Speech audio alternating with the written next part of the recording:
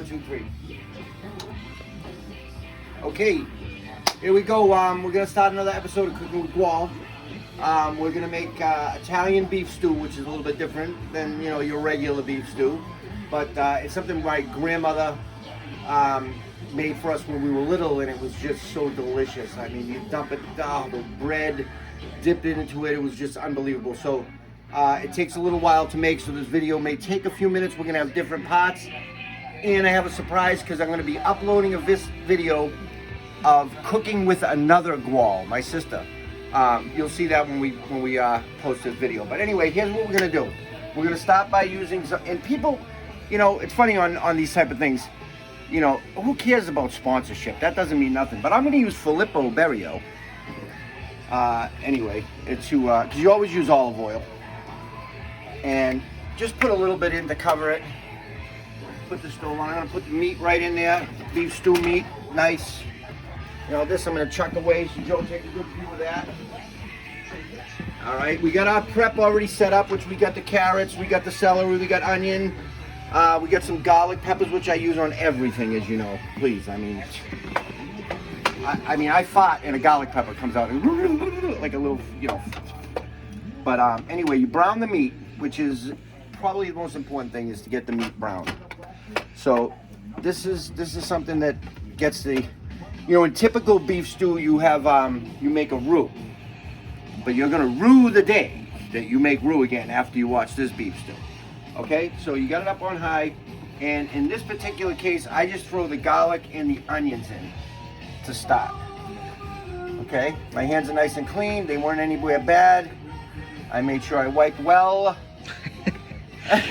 You can laugh. Go ahead, laughing's good.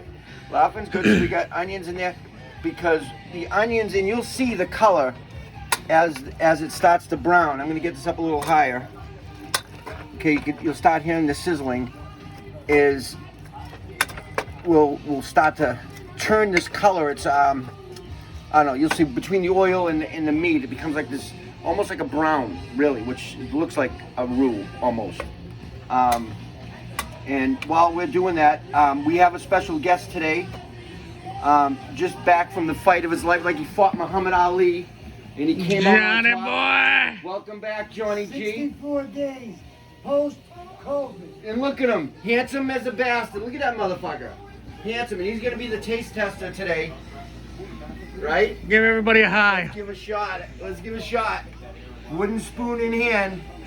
I kind of like the 64-day beard. Yeah, The beard. Listen, The beard. who's the guy? beard. He's Rip Van Johnny. I'm Rip Van Johnny. All right, It just better be good.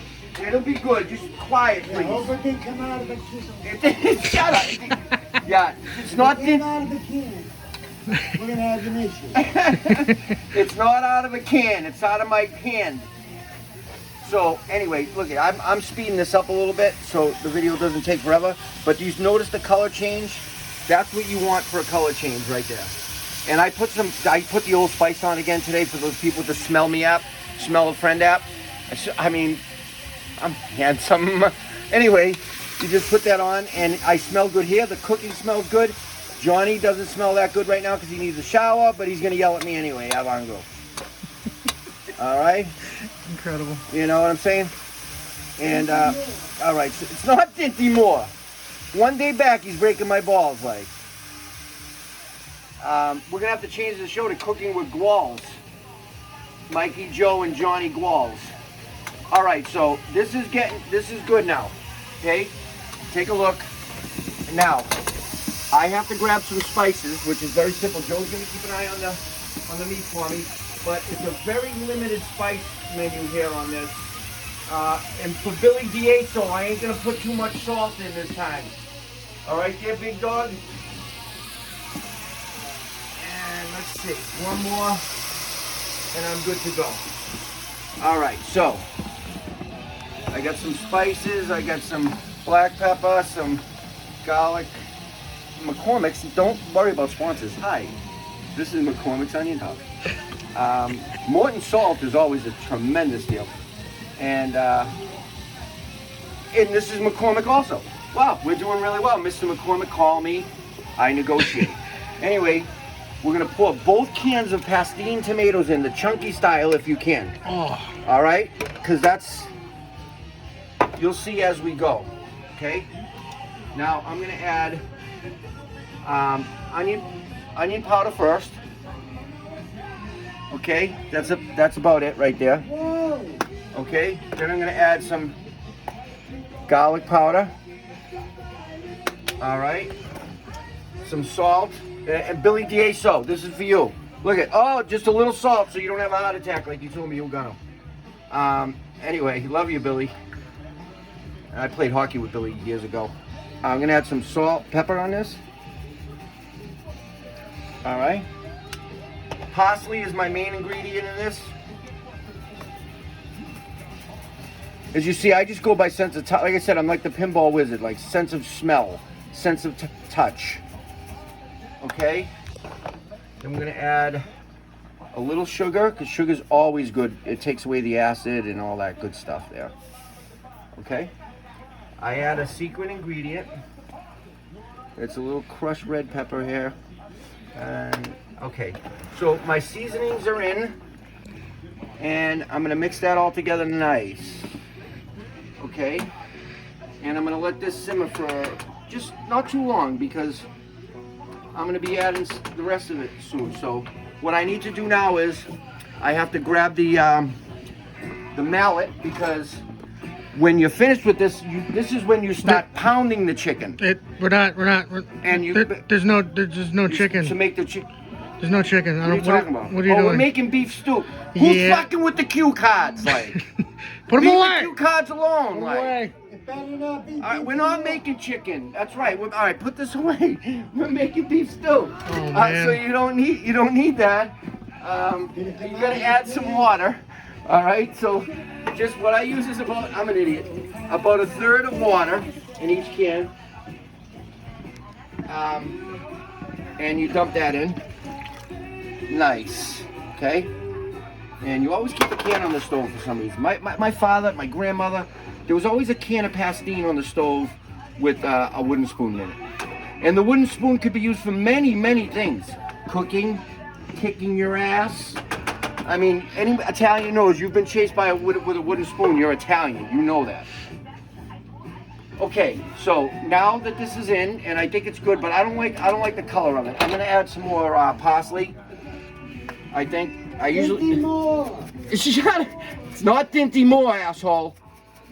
I'm gonna add a little bit more parsley. I didn't like the looks of that there, so. Okay. All right, now. This is cooking nice. Oh, I spilled some all over the place. See, you gotta keep a clean kitchen too, because I just can't work with dirty kitchens, and I unfortunately live with two guys that just, what they do for a living is dirty stoves. They're DSs, dirty stoves. All right, let's be back serious, okay? I need this. Now I'm gonna put in the potatoes. All right, and I'm gonna put in carrots, and like I said, no spot. Cuisinart makes a nice knife. Carrots and celery. There's some leftover onion on there, as you can probably see, but that's okay. Onion is good. Onion is good. Everything's good. All right, and you grab the wooden spoon out of this, and you mix. Now this is heaven in a friggin' pan. Like, it's called pan heaven, if you will. Oh my God. Oh, If you could eat, like, you could suck this with a straw, if you had a big enough straw, or sniff it for the cokeheads. I mean, who the fuck knows? it's all up to you. All right, yeah, your choice of eating habits. Okay, so now we've got the stew. This is the stew, and we're gonna let this cook for quite a long time. So we're gonna have two parts to this video. But while we're off the air, I want you to know we stir it every 15-20 minutes or so. Keep it on a low heat. I got a shitty electrics. I mean, I'm working like in caveman stuff here. Like, you know what I mean? I have to rub sticks to get a fucking flame. But that's what we use. It's what we got for now. But you stir it every 15 minutes or so, and you keep a cover on it. Normally, I would have a regular cover on it, but I use this. It's like a pizza pan type cover. because it has holes in it. And this way there's not as much condensation, but it still gets the job done of getting the carrots and the potatoes soft. Or I could just tell you I don't have a fucking cover that fits that bad. You know what I'm saying? But no, I use it for... And we're gonna keep it on for, it takes about 2 hours from now. So we'll be back in a couple hours. And like I said, I'll be uploading Cooking with Gual's sister, who made a tremendous chicken piccata. You'll love the video. And hopefully you'll enjoy the rest of this one. We'll see you in a little bit. Wait a minute. Hold on. Do you know what fart is backwards? Trap. And if you're in a room with Michael and he farts, you're traps. You know what I gotta do? Joe, cut it, like. Cut the